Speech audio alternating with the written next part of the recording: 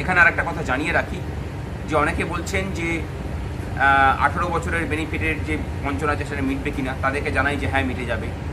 2013 সাল থেকে 2018 সাল পর্যন্ত সবার বেতন এক হয়ে আছে, এই বৈষম্য থাকবে না।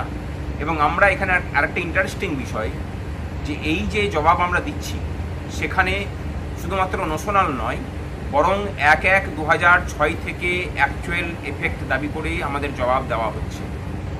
আমরা মনে করি যে এটার 1/1/2006 থেকেই অ্যাকচুয়াল এফেক্ট পাওয়া উচিত।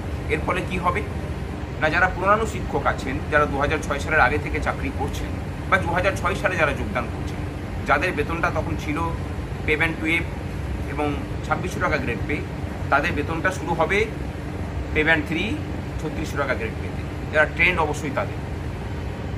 সেক্ষেত্রে বেসিকটা কতটা বৃদ্ধি পাবে না, বেসিকে মোটামুটি প্রায় 2500 থেকে 2500 টাকা মতো বেসিকে বাড়বে 1/1/2006 থেকেই। ওটা মিনিমাম বৃদ্ধি, যে যত সিনিয়র তার বৃদ্ধিটা ততটা বেশি বাড়বে এবং সেই অনুযায়ী এরিয়ার ক্যালকুলেশন হয়ে এরিয়ার দিতে হবে।